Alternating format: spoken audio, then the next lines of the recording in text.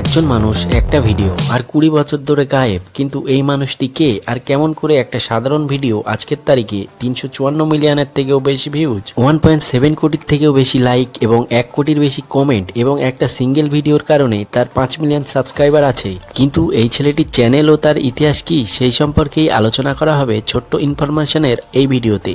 অনুরোধ করব চ্যানেলটিকে সাবস্ক্রাইব করে বেল আইকনে ক্লিক করুন। এই চ্যানেলটা হলো ইউটিউবের সবথেকে প্রথম ইউটিউব চ্যানেল। আপনি হয়তো ইউটিউব অনেক টাইম ধরেই ইউজ করে আসছেন। মি অ্যাট দ্য জু নামে এই ভিডিওটি হয়তো আপনি দেখেছেন, যেখানে একটি ছেলে চিড়িয়াখানায় গিয়ে হাতি সম্পর্কে কিছু কথা বলছেন। এই ছেলেটির নাম হলো জাভেদ করিম, যে ওয়ার্ল্ডের প্রথম ইউটিউবার। 2005 সালের 24শে এপ্রিল ইউটিউবে তার প্রথম ভিডিও আপলোড করা হয়। আর আশ্চর্যের বিষয় হলো ইনি শুধুই ইউটিউবার নন, ইউটিউবের কো-ফাউন্ডারও ছিলেন তিনি। তারা 3 বন্ধু স্টিভ চেন, চ্যাড হার্লি এবং জাভেদ করিম মিলে ইউটিউবকে তৈরি করেছিল। ভেবে দেখুন, জাভেদ করিম না থাকলে ইউটিউব হয়তো অন্য প্ল্যাটফর্মে হতো বা হতোই না, আর ক্রিয়েটর ইকোনমি হয়তো এতটা স্ট্রং হতো না।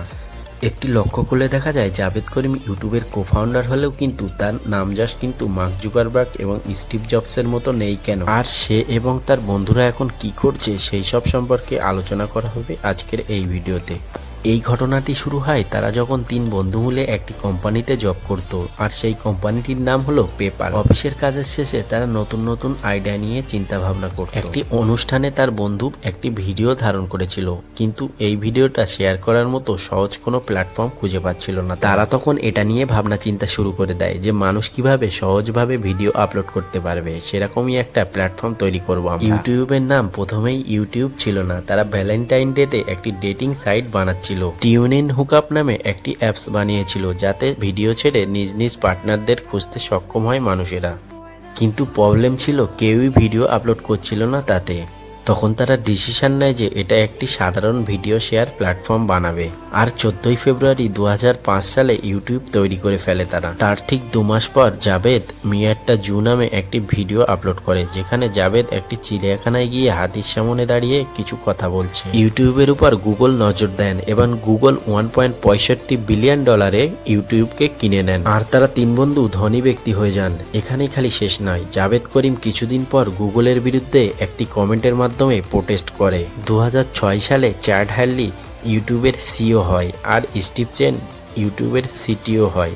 কিন্তু জাভেদ করিম কোম্পানিকে ছেড়ে দেয়। 2013 সালে এমন কিছু হয় যা পুরো ইউটিউব কমিউনিটিকে নড়িয়ে দেয়। গুগল ইউটিউবের কমেন্ট সেকশনে এত বড় পরিবর্তন করেন যাতে সব ইউজারদের বিপদের সম্মুখীন হতে হয়, কারণ কমেন্ট করার জন্য ইউটিউবের সাথে গুগল প্লাস অ্যাকাউন্টকে লিঙ্ক করতে হবে। এইটা ইউজারদের মোটেই পছন্দ হয়। 8 বছর পর জাভেদ করিম তার মি অ্যাট দ্য জু ভিডিওর ডিসক্রিপশনে লেখে, why the fuck do I need a Google plus account two comment on a video. YouTube community Javed করিমকে সাপোর্ট করে এবং তারা 2 বছর পর গুগলের এই সিস্টেমকে সরিয়ে নেয়। কিন্তু প্রশ্ন আসে যে তারা 3 জন ইউটিউবের মতো এত বড় একটা প্ল্যাটফর্ম তৈরি করেছেন, কিন্তু তারা এখন সোশ্যাল মিডিয়ায় অ্যাক্টিভ নেই কেন? তারা কোথায় গেল? মিস্টার স্টিভ চেন ইউটিউবের টেক মাস্টার মাইন্ড ছিল, যিনি একসময় ইউটিউবের টেকনিক্যাল সাইট সামলাতো এবং সিটিও ছিল। 2009 সালে তা ছেড়ে দেন এবং গুগলের নতুন নতুন প্রজেক্টে কাজ শুরু করেন তিনি। বেশি দিন কাজ করতে ভালো লাগছিল না বলে 2011 সালে গুগলকেই ছেড়ে দেয়,